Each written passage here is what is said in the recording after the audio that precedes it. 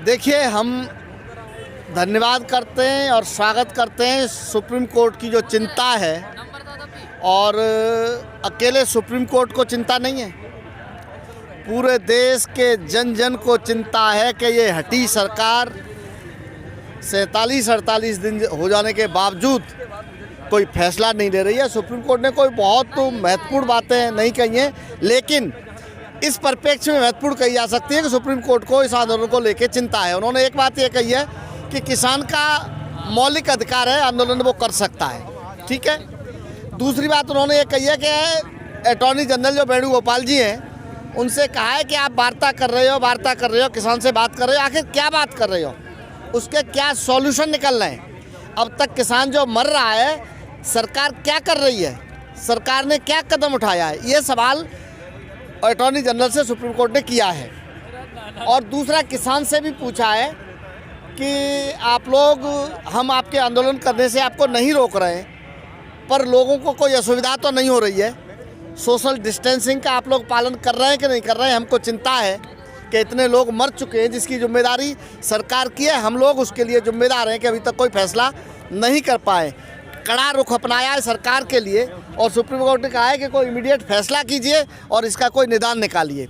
और दूसरी बात एक और उन्होंने कही है कि इन कानूनों को हम निरस्त नहीं कर रहे, लेकिन जब तक फैसला नहीं हो जाता तब तक इसके अमल पर रोक लगाइए, और अगर आप आप नहीं लगा रहे तो फिर इसके अमल पर हम रोक लगाएंगे, ये सुप्रीम कोर्ट ने आज कहा है।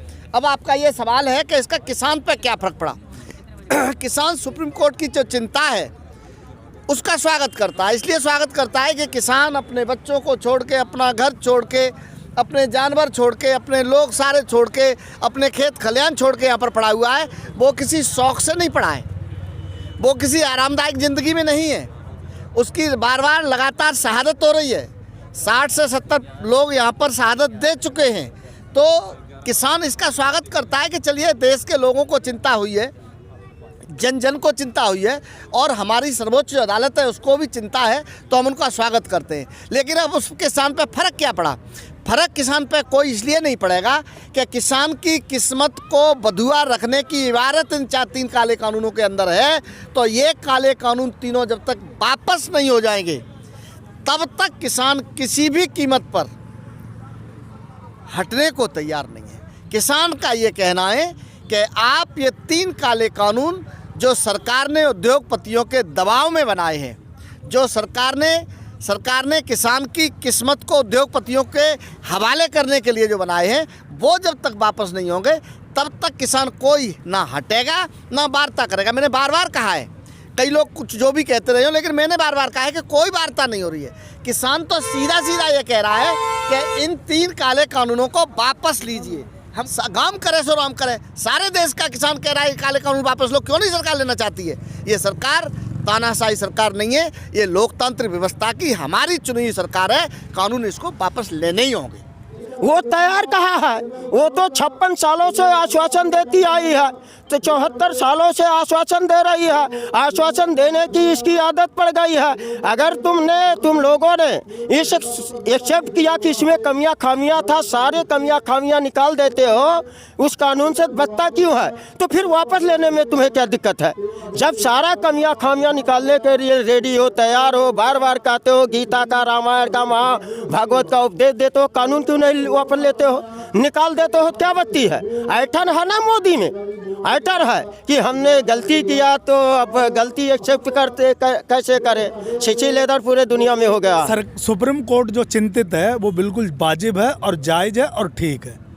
इसलिए ठीक है कि सरकार किसानों को भड़काने की कोशिश कर रही है, सरकार किसानों में फूट डालने की कोशिश कर रही है, सरकार किसानों को उग्र करने की कोशिश कर रही है। जैसे कि एक एग्जाम्पल हरियाणा का है, सरकार किसान चौपाल लगा रही है। क्यों लगा रही है भाई? सरकार क्या कहना चाह रही है? सरकार ये कहना चाह रही है कि आओ मुझे मारो और हम फिर तुम में गोली मारेंगे। तो हाँ, सरकार हमें पूरी तरीके से हमारा धैर्य का जो है इम्तहान ले रही है और वो धैर्य तोड़वाना चाह रही है। और किसान अपना डिसिप्लिन में बैठा है, सरकार से संवैधानिक तरीके से लड़ाई लड़ रहा है और सरकार जो है बिल्कुल हमसे लड़ने को तैयार है। सरकार का कहने का मतलब ये है कि हम तुम्हें छेड़ेंगे और तुम हम पे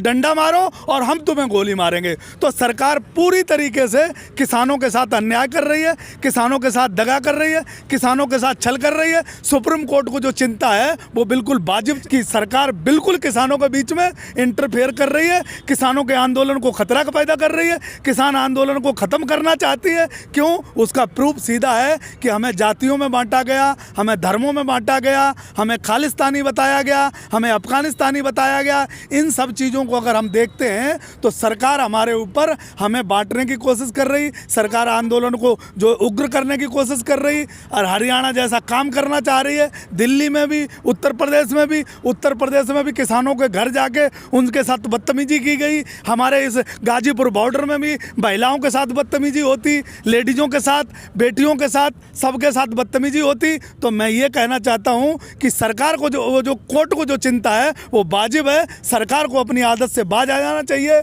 हमें ये समझना चाहिए कि हम अपने धीर और अपने संयम बना के हम बैठे रहेंगे, लड़ाई लड़ते रहेंगे जब तक ये कानून सरकार वापस नहीं लेती और जब तक एमएसपी का कानून नहीं बना देती। सरकार की मंशा बहुत घृणित और कुत्सित है। ये काले कानून जो 3 बने हैं वो बहुत घृणित मंशा से और कुत्सित षड्यंत्र से बने हैं। सुप्रीम कोर्ट जो कह रहा है कि इसके समर्थन में कोई भी याचिका नहीं आई है, ये बिल्कुल सही है। पूरे देश में कोई भी व्यक्ति इन काले कानूनों को समर्थन नहीं कर रहा है, इनको अच्छा नहीं बता रहा है। सारे लोग इसको किसान विरोधी बता रहे हैं, चाहे वो किसान हो, चाहे नौजवान हो, चाहे छात्र हो, चाहे आम शहरी हो, चाहे कॉरपोरेट जगत के लोग हों। सारे लोग इन कानूनों को किसान के खिलाफ बता रहे हैं, किसान के लिए अच्छा नहीं बता रहे हैं। और एक बात और है, जो मोदी जी ने समर्थन करने वाले कुछ लोग जो ढूंढे हैं वो इस सरकार ने फर्जी लोग पैसा देकर, अगर वो सही किसान है तो किसानों के बीच में आके बैठ जाएं, एक दिन वार्ता कर ले, बीच में नज़र आ जाए कौन से वाले किसान हैं। ये फर्जी लोगों की सरकार बन गई धोखे से, और फर्जी लोगों को ये तलाश के ऐसे काम करती है। एक बात और कहना चाहता हूँ, शायद आपके चैनल पर भी 10-12 दिन पहले कहा था कि ये 750 पंचायतें किसानों की लगाएंगी। तो मुझे हंसी भी आई थी और मुझे बड़ा अफसोस भी हुआ था कि सारा देश का किसान तो यहाँ पड़ा है। पंजाब से किसान यहाँ आ गया, हरियाणा से किसान यहाँ आ गया, महाराष्ट्र से किसान यहाँ आ गया, लातूर, खंडवा और खरगोन से किसान यहाँ आ गया, आजमगढ़ का किसान यहाँ आ गया। अब ये मोदी कौन से उस पर इनके लोग पंचायत लगाने जाएंगे। लेकिन फिर भी मैंने ये कहा था कि मैं उनको राय देना चाहता हूँ कि जब किसान के बीच में पंचायत लगाने जाएँ, इन कानूनों को अच्छा बताने जाएँ, इन कानूनों की तारीफ़ करने जाएँ, तो मैंने कहा था, आपको याद होगा 12 दिन पहले कहा था कि हेलमेट लगा के जाएं। ये मैंने राय दी थी भारतीय जनता पार्टी के लोगों को और सरकार के लोगों को। मैंने ये राय दी थी कि जब भी किसान के बीच में जाने की हिम्मत अगर कर भी रहे हैं तो अब पहले मुगालते में रहे लोग, पहले आपने भड़का लिए, पहले आपने बरगरा लिए, पहले आपने धोखा देके वोट ले लिया। लेकिन मैंने राय दी थी कि अब जाएं तो हेलमेट लगा के जाएं, लेकिन मेरी राय नहीं मानी और खट्टर जी कल पहुंच गए थे हेलीकॉप्टर लेके, और उनका क्या हाल हो सकता था। हम फिर कहना चाहते हैं कि इस किसान के धैर्य की परीक्षा मत लो। ये भोला है, ये सीधा है, ये अन्नदाता है, ये सबको पालना जानता है, लेकिन इसके धैर्य की अंतिम परीक्षा का इंतज़ार मत करो। ये बहुत कुछ कर सकता है। देश हमारा है, लोग हमारे हैं, सरकार हमारी है, एक एक इंच, एक एक तिल यहाँ की संपत्ति हमारी है, ये हम जानते हैं। इसलिए सब्र से शहादतें हो रही हैं और हम खून का घूंट लेकर उसको बर्दाश्त कर रहे हैं। एक बात तो पहले समझ लो कि खट्टर हमारे आंदोलन को ख़त्म कर देना चाहता है। योगी आदित्यनाथ पूरी तरीके से हमारे आंदोलन को ख़त्म कर देना चाहते हैं। ये जो बिल आया है ये मोदी सरकार लाई केंद्र का मसला है।